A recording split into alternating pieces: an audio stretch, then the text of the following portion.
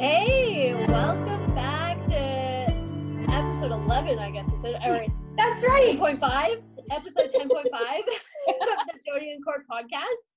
And on this podcast, it's the best because literally all we do is we just shoot the shit with people we genuinely think kick ass. And last week we started an episode with the one, the only, Dr. Sarah Dash Arbuckle. And it ended up being such an amazing conversation that we split it into 2 episodes. So that's why today is episode 10.5. And so just to give, if you missed last week's episode, that's okay. I highly encourage going back. But if you don't have the time and you just want to tune in halfway, maybe you know Sarah Dash, maybe you don't. If you don't, I just want to just kind of recap a little bit about who she is by reading her bio, and before we jump into the second half of our conversation with her. So Sarah Dash Arbuckle has 10 years of post-secondary education and training. She holds an honors degree in psychology and is a naturopathic doctor. And she was also my naturopathic doctor and Jody's and both of our doulas and both of our hypnotherapists and. She is also a consulting hypnotherapist and a certified yoga instructor. Sarah Dash is the proud mother of 2 children that keep her very busy and encourage her to create balance in her life. Her balance is found through cooking wholesome, clean food, singing worship at church, and exercising daily in some way. Since the COVID-19 pandemic, she has been exploring her MO. Now, do you remember how to say this, Jody? Modus operandi? Yeah, that's right. Yay, got it. So in a nutshell, that means it's sort of a particular way or method of doing something, especially one that is characteristic of you or well-established in your life. Her mission and purpose at this point in her life is to witness others on their path and coach or guide them in their journey from trauma to triumph. And that is really what the podcast centered around, was journey from trauma to triumph. And maybe, Joe, do you want to just get people caught up on the question that we explored last time before we jump into these? Sure. So we really explored the idea of trauma and the cycle of trauma and how we kind of get stuck.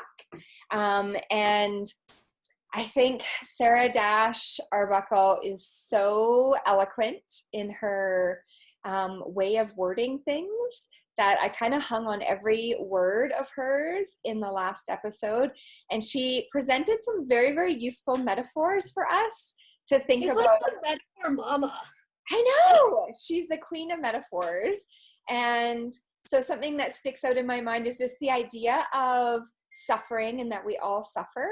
And that through our suffering, we can actually access our power. And that's kind of like where we ended that first podcast. And we kind of take that idea and expand on it in this podcast.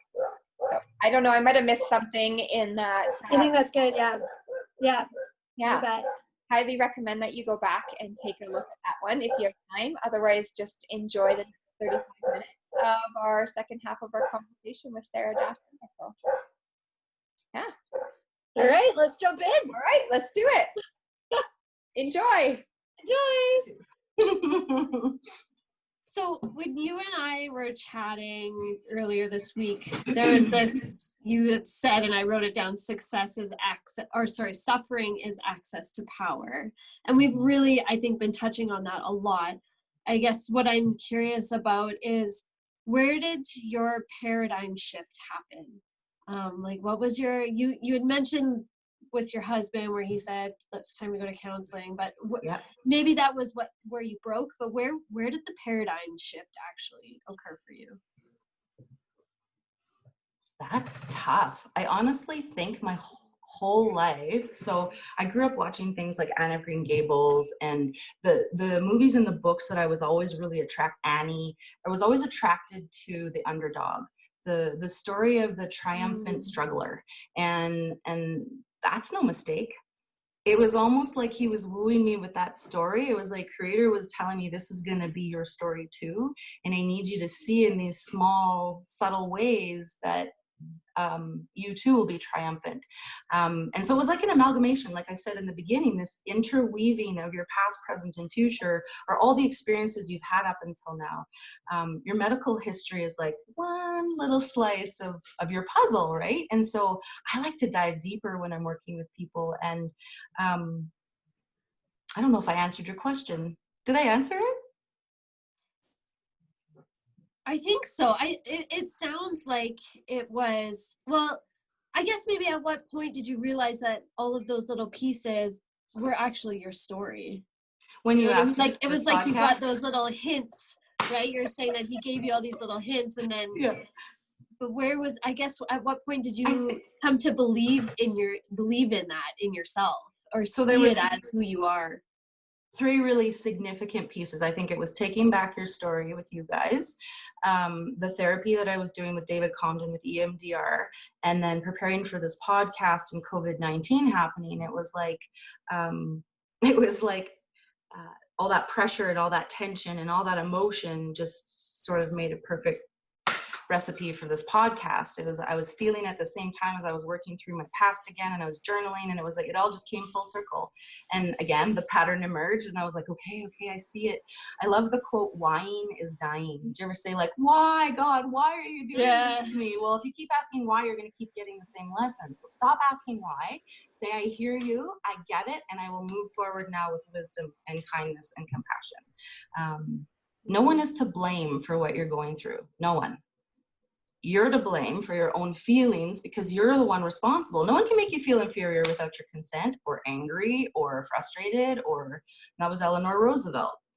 You know, I've been watching these very dynamic documentaries and biographies, and I watched Hillary, and then Becoming with Michelle Obama, and a whole bunch more that I can't remember right in the second, but that's a similar theme with them, right? Or Brene Brown, the idea that being vulnerable is what everyone's craving right now, or to witness. Everyone's craving to witness that because we're all posting our best day, but refusing to be authentic and honest with one another about what we're feeling, thinking, or going through. So just to touch on some of those traumas that I know I was never really specific about, there was everything from burning myself when I was really young, under the age of 1. I needed vaginal surgery at 1.5 years for being hurt in a bathtub by accident. There was rape and molestation. There was suicide of a boyfriend when I was 16. I was verbally and psychologically abused by my uncles for quite a few years. And not that they intended those things. I'm not trying to throw them under the bus. Again, there's not a blame thing. It's, what did I make all those situations mean? And so in your conference or your workshop that you did with Taking Back Your Story, I realized that when my boyfriend had committed suicide, I decided that I was to blame and it's all my fault. And so as a doula, you both experienced this idea that I was overly responsible for your birth. That's not a bad thing. I'm not trying to take away from how glorious your births were, but that's my personality. And so it makes for a great doula if you're a labor slave, to want to give and deliver over and above things that really aren't in your contract. But that's who I am. I don't do anything small. If I'm going to make shepherd's pie, I make 3 big 9x13s. If I'm going to make quiches, I make 6. And my mom's like, Jesus, child, you don't have to do everything big. Just make 1. And I'm like, nah, it's the same amount of work. So I have this like fire in my belly. I was actually one of the last doctor-assisted home births in all of Alberta, if not all of Canada. So I was delivered by a medical doctor at home in Calgary with 2 midwives present. And growing up seeing all those images and what that meant for my mom and how different her birth with me was from my sister's, it kind of it prefaced this advocacy within me, this desire to advocate for people who feel like they're the underdog, including myself. And so full circle, I now love who I've become most days. 90% of the time, I still have a little bit of negative self-talk I gotta beat down, but you know, each of us is a beautiful mystery or puzzle. And if we think that our story is the only one that's important, that's a shame. We all matter. We're all here for a reason, right? And so we really need to respect the fact that each one of us is a gift and has something to share that's of value. I loved how you explained the difference between, because I think there's a lot of people that are stuck in that victim cycle of blaming. And I love how you separated that the responsibility for how you're feeling, that nobody can make you feel the way you feel, and that emotional responsibility that we have, I think, is something that is so lost and so not taught. We don't teach that. Nope. We don't. Well, in our parents' generation, it was taboo to talk about, feel, to express, to emote, to show, to, it was like, go to your room and manage yourself. And pairing responsibility and your emotions together. Like, I think that's really powerful. I think people just feel. They just feel the feelings, but they don't know what to do with the feelings. They don't know where they come from. But when you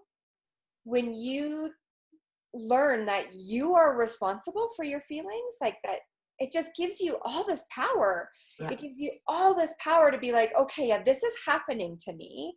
And there's an external force that has like made this happen, whatever it is, right? Yep, the circumstance, yeah. But I have power over how it makes me feel and how I move forward through it, past it, etc. What I do with it. And I want to say that doesn't mean you have to do that alone. No. Yeah. No, you huge power in leaning on those that you can lean on. It doesn't mean that somebody else is responsible for coming in and fixing it for you. Like you said, that doesn't work. No.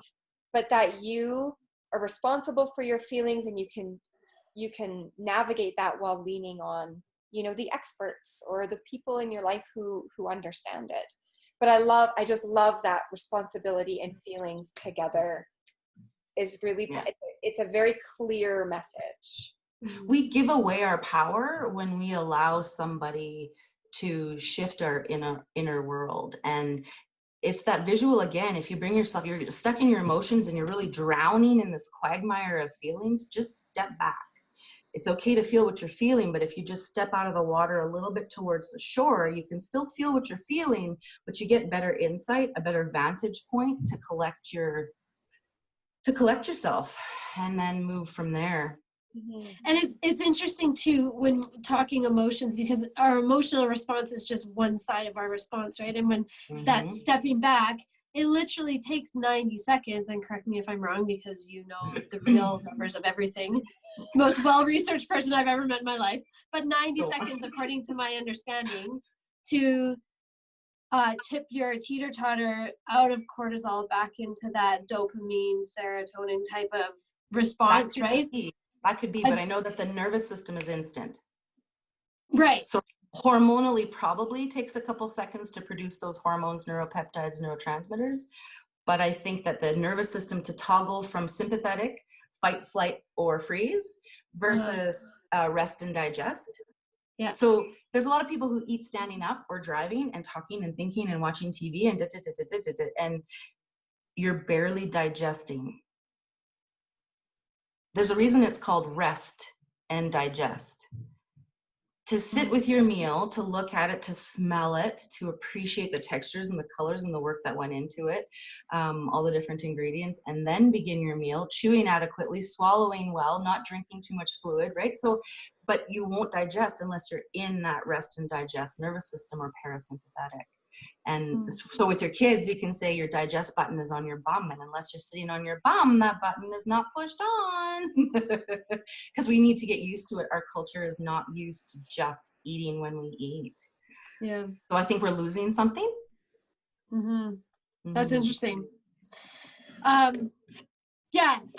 And I think rounding back to that, just I think it's so interesting that our emotions, that we can use our body to help us take that step back, right? Out of our emotions, and using our body in the sense of give yourself 90 seconds. Give yourself 90 seconds of silence or of like screaming or whatever it is that you need to either feel into the emotion. That's helpful for me too, is to give myself the permission to feel into my emotion first, and then to like take that time after I can only step back once I felt into it. And I don't know if that's the same for everybody, but that's how I work anyways.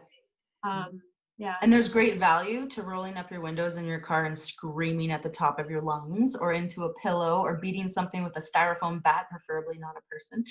Like taking out anger. Like there are those psychological tools too. But I think of the Buddhists, and they say, your mind is your garden, and what seeds are you watering? And so if you're spending more and more and more attention on your anger and diving into it too deeply, you also have a propensity to water it too much, which will allow that particular seed to grow more than others, or. So I really fought that in my own mind, because I had studied Western psychology and had practiced the Eastern Buddhism through the yoga teacher stuff. But then here I'm seeing a psychologist, and I'm a naturopathic doctor. And so all of these things just sort of, you got to do what's right for you, or find, that's not, I shouldn't say that so hedonistically, but there's like, my method of therapy wouldn't be the best for Jody, and it wouldn't be the best for Courtney. We each have to define our own method of care or recipe for care, because many players will be on your care team, hopefully. Yeah, I like to think of it as like a well-oiled machine. Like, I am a well-oiled machine, and it takes a certain recipe of things that is unique to me. And that's with everything. That's with how you exercise, with how you eat, with how you interact with your spouse, with how you parent. It is like, there is no one way for anybody. And that's where I think people get stuck, because they think, oh, well, this is how so-and-so did it, so that should work for me.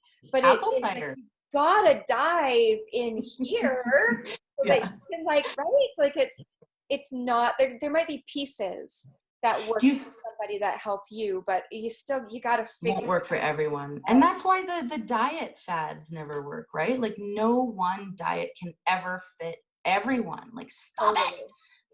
Totally. You have to do a diet that works for you, and that includes your kids and your husband and your, if you're going out to family dinners every Sunday with grandparents, well, that includes them too. And so it's not that easy just to change everyone's diet, nor should that be. So I could scream that from like the highest mountain for everybody to hear. Like, that's the message I want everybody to know, is that it's got to be sustainable for you and your life and everything that's important to you and everyone that's important to you. Like, it's I think too, if you think about different diseases that we each experience, or conditions or illnesses or whatever it is, we know inherently that one thing didn't cause that, right?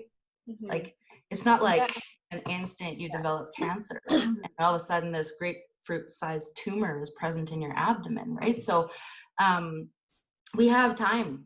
We have time to heal. These things are growing. Yes, some are more aggressive than others, but I think ultimately people know that diseases are multifactorial. So the treatments can be as well. As many avenues that cause that disease, you can treat it from multiple angles too. So if you don't want to dive deep and emotional, I might not be the right practitioner for you. But if you sense that there is an emotional tie, or a mental situation, or a trauma in your history that you would like to work with and hold with compassion, and you think it's tied into a disease you're dealing with, or an illness, or even just a mental obstacle and block, hypnosis, counseling, coaching, diet, supplements, laboratory analysis. I love trying to put your puzzle back together, and that takes a lot of talk and conversation, not just me. I'm not the talking head. I'll actually ask a lot of questions. But this whole online thing, I think, is forcing me to really celebrate the things that I've been kind of afraid to declare. So if I'm honest about like my psych training and the doula work that I've retired from, and the yoga teacher training, and the voice for hypnosis, but maybe also for radio or podcasts, maybe online isn't such a bad idea. And as scary as it is, and as doubtful as I am that people want what I have, time will tell. I'm tired of trying to be something other than I am, and the formula wasn't working the way that I had it. So it is what it is, and I got to start there. So are you still taking clients right now? Like, are you still working with people? Or like in the sense that if somebody is like, I need to talk to you. I need what you do in my life. How do I get? So I wasn't allowed. Like, we're non-essential, right? So as damaging as that was to my pride and my ego, I know we're essential to healthcare, but we're not essential in a pandemic. So I get that. But I don't think I'm ready to practice again right away, because I'd need a hazmat suit. And the work that I do, I need you to see my eyebrows and my lips and my expression and my tears and my, if I'm all suited up, I've got this sterility about me that doesn't allow me to do the work that you ladies know that I do. And so I really bring a humanity back to medicine when I work with people. And I think I can do that online. I don't need to needle people with acupuncture for the next 3 or 4 months. I'm very comfortable waiting until life finds its new normal. But maybe this is just the thing I needed. So I'm really open, and I'm really hopeful, and I'm faithful, and I'm super excited. I'm really fired up. I already have 3 bookings just in having prepared for this podcast. So yeah, I didn't even advertise yet, so. Well, this kind of leads into the last topic we wanted to address with you. COVID-19, you've said, has really brought a lot of clarity for you. Mm-hmm. You've had time to sit and to think and to kind of reflect and reorganize the puzzle pieces, so to speak. And so Courtney and I are both really curious how you intend to move forward in 2 ways. We are super, super curious how you're going to move forward in serving yourself as the busyness of life slowly returns, right? As this pandemic slowly opens up and allows us to get back to the things that were the normal. We don't really know what all that's going to look like, but it's going to get busier slowly. So I'm curious how you're going to intentionally keep the balance that you've seen and the space that you've created for yourself in this kind of forced situation. And then how you intend to move forward in serving others. Maybe you can speak to like within your practice, but also I really am curious what your intention is, and maybe you're not clear yet, I don't know, but your intention and how you're going to move forward with the serving others in their journeys from trauma to triumph. So I think with myself, I definitely am going to continue singing worship at church. Since the age of 3, I've wanted to be a singer, but I never felt worthy, too shameful because of my past. I was worried that all those things would be exposed and used against me like they used them with Hillary. I see what the media does, and social media is a part of that. And it is so scary even just to post sometimes that I tremble. So a church is a very safe place. But I also know that I want to pursue worship on a deeper level as well, and like a different platform. And so that's going to be one thing for me. In addition to that, I think so I do a lot of experiential learning. I really like doing things because that's my best method of concrete understanding. Like, I've solidified the knowledge, right?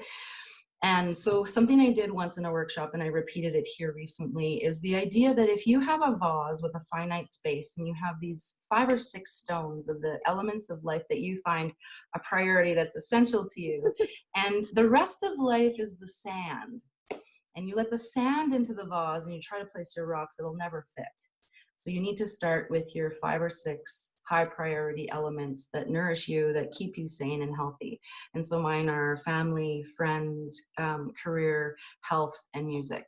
And under family, there's more than just my immediate family. But so all those things are in my vase first. And so that was one of the reasons that I had to close my business. The formula was draining me. The numbers were not working. And I was sometimes not taking a paycheck. And that was eroding me in a way that now, to be able to go back to square one almost and cut back to very, very, very minimal expenses in comparison to what I was floating before or holding. The relief that I have felt in being able to put that down, even just for the first 2 weeks, was like, I don't want to pick that back up. I don't think I want to carry that anymore. And I had been saying that for years, but it was such a scary thing to finally close those doors and say, I can't do it this way anymore, because that was my goal the whole time. Like what I created at the Health Hub was my mission as a naturopathic doctor, and I did it. So I closed the doors. Does that mean I failed? Does that mean I'm done? Does that mean I'm gone? Does that mean that I lost? Does that mean that I suck? Does that mean, right? I get to decide. But if I can, well, I have to keep the business name, but because it's still me, right? And naturopathic medicine still fits for the hub concept. So I think it's confusing for the public. And so thank you for the opportunity to clarify that I will be working online for 1 to 4 months. And when I can practice the way that I like to, which is touching, oh, that sounds really creepy. I don't like to use a lot of machines when I'm working with patients. I believe God gave me hands for a reason. And I know that, you know, as a doula, when I squeezed your hips or massaged your body, you could feel the heat and the love from my hands, right? Like this, it comes out of me. I'm a conduit. And so I want to be able to practice the way that I like to practice, and I'm not going to let COVID take that away from me. So I'll just step back. I will work on the online stuff. I'll work on my own life and worship pursuits, and we'll see what happens. So. That's amazing. Just to wrap up, I guess we like to close off just typically by asking our guests if there's any one last piece of wisdom that you wanted to share, that's sort of on your heart, left over. You are more than your suffering. Nice. I just got chills. I love that. That will speak to so many people. Yeah. In yoga, I used to say, you are more than your thoughts, you are more than your feelings, you are who has them. And if that rich tapestry in front of you, you can picture it, right? There's like, no matter what the image is, that tapestry, when you stand so close to it and you focus on that one strand that's depression or anxiety, and you define yourself by that label, unless it's just an avenue for treatment, stand back. Look at that beautiful, rich color arrangement, the intricacies, even the textures, you know, that's who you are. You are that beautiful tapestry, not the one strand. So consider yourself more than your thoughts, your feelings, or your suffering.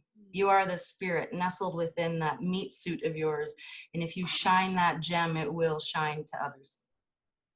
I just had this, like, it's so clear to me that these are the teachings that are missing from the education system. And so I'm going to digress for a moment before we close, Courtney, because something that I would have students when I would work one-on-one with them in math, right? Like this is like a totally boring conversation because we're talking about math, teaching math. No. But something that I notice in students is that they have so much trouble focusing on what they know, like seeing what they actually already know, the knowledge they already have, the skills they have. They so quickly focus on what they don't know. I can't, I don't know. And so I had a student, I was working one-on-one with this student when I was not teaching, so just kind of tutoring. And I had her do like the black dot activity, right? And it's like you draw the black dot. So on a piece of paper, you draw a big circle in the corner and you fill it with all the things that you think are wrong with you or whatever the topic is that you're trying to focus on. And then you color it in black with like a black Sharpie. And then on the outside in the open space, you write down all the things that are maybe good about yourself or good in your life. In this case, it was all the things you don't know about math and then all the things you do know about math, right? Like what are the things that if you saw that word, you'd understand it. And I had this student like write down all these words that she knew from math. And then you have them take the paper and hold the black dot right up to their nose. And it's the same, like, that's why I thought about the tapestry, right? Because you're like, you don't see the rest of the picture, the rest of the story.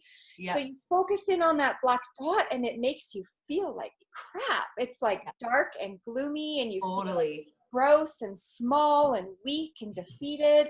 But if you just do this, you can like, all of a sudden you can see all the positive words on the page. And if you choose to focus on that versus what you don't know, you feel built up. focus on what you do know. And it was amazing. We did this because we were working on like confidence in solving word problems. If you are a math teacher, you know word problems are your nemesis. Students think they're impossible, right? So it's like when you read a word problem, you have to train yourself to focus on the words you know, not the question that you don't know how to solve, right? You got to focus on like, okay, I know what a right triangle is, and it has that in there, so maybe I'll draw a right triangle, and I'll just start with like, okay, what are all the things I know about that? And just write down all the things I know about that. Okay, can I use any of those things to answer this problem? You know, but if you focus on what you know, you can solve any problem because you know all the things you need to know. Like you wouldn't be given the problem if you didn't know. Didn't she end up getting it too? Like she figured it out? So then we went to the next word problem and she just like nailed it, like all on her own. It was amazing. But it's something that is just not taught. It is like, it's almost like we are taught to focus on this. Well, I think we're so ashamed. Like there's so much shame around not knowing or of the learning process, period. And you know, doctors are really prone to this being put on a pedestal like they know everything, but science is not done. What? It's not? We're still discovering things all the time. So for you to think that bing, done, cooked, learned everything I need to, that's also a fallacy. Like you have to be teachable. If you're not teachable, I don't know, there's not too much room there for growth, right? Well, I was listening to a podcast yesterday, I think, when I was running, and it was like they were speaking to and sharing audio clips from a ER doctor in Manhattan during this COVID-19 time. And some of it was really sad, like it was heartbreaking, but something they talked about that I was like, oh, it got me really excited was that these doctors have WhatsApp groups. So I don't know if you know what WhatsApp is, like an app, right? That you make groups and you talk to each other. And so they have WhatsApp groups, all these doctors across the world. They're talking to doctors in Italy and Washington and New York and everywhere. And they're just bouncing ideas off each other. Like, here's what. Oh, that's cool. And I was just like, it just like inspired me to know that that's what our doctors are doing. I was just like, that's beautiful. There's a really cool show, I think it's called Diagnosis, and that was her mission, and I'm pretty sure she's out of New York as well. And so, and what they do is they put it out to the public, and they ask the public for their opinions, and lots of doctors as well as lay people weigh in on these mystery diagnoses. It's really remarkable, and that's something like collaboration is, I think, the wave of the future for medicine, and it's exciting. It's exciting. We have so much to learn from each other, but first we have to acknowledge that we don't know everything, and to celebrate that maybe you and I could come to something better than either one of us by ourselves, right? Yeah, it's collaboration without ego. Yeah. Yeah. Yeah. Yes.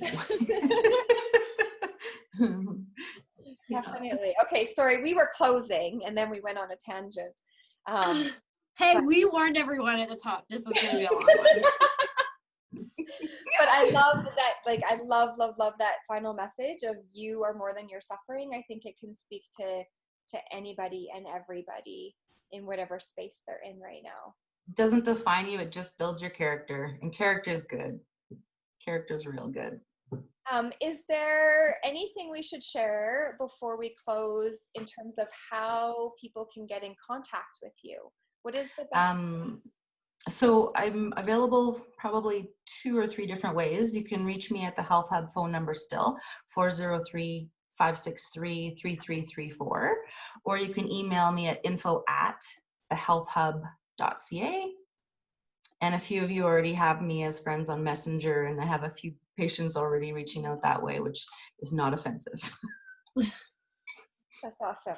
It's just the way things are done now. We got to get used to this is the way things are going to be. Eventually I'd like to get an online booking system. So you could book with me at midnight in your underwear and change your mind at 2 a.m. and rebook the next day at 8. Are you wearing pants? Somebody asked me, are you going to wear pants? Maybe. Of course I'm going to wear pants. It's only here up. You don't have to, you know. Full disclosure, I usually always have my running pants on underneath. Or like my gardening pants today. Well, thank you, ladies, so much, Sarah. And I hope that we can have you back. I'd love to have a conversation talking lots more on your medical, us being able to pick your brain on the medical side of things, and that's a big area of interest for me. I'd also love to have you walk us through some meditation sometime. And so I think there's just saying that, like, for the viewers, listeners, there's lots to look forward to. I'm sure you'll see a lot more of Sarah on our podcast, and I hope that you would be willing to come back and share more of your amazing knowledge. And to those people who have made it to the end, thank you so much for giving us this time, and we are aware of the fact that you can spend your time on anything. You said that last time, Jody, and I thought that was really amazing, and we really do appreciate it, and we honor the fact that you gave us your time. It's our most valuable currency, I think, the most valuable currency. So thank you very much. Please, if this is something that you spend your time on and that you find it valuable, and could you please do the things like the likes and the shares especially help to get the wisdom of the people who we have on the podcast spread to the corners of the world. So please, if you like this on your end, help us out to spread it further, and definitely leave comments. Gosh, that is like the thing that like fires me up the most, is when you respond and ask more questions, and it is just so exciting to create not just a one-way conversation but a two-way conversation over social media. So all that being said, thank you again, Sarah. You are like one of the most amazing people that God has gifted this earth with, and please keep on doing what you're doing. I know you will. I don't even have to ask. And we'll just end this by saying, as you go out into this week, just like how you touched on before, Sarah, just pick that one thing. Just take one little thing and advance yourself one teeny tiny dot down the road of your dot of life in the direction of your dream. Alrighty. Bye, and we'll see you next time in episode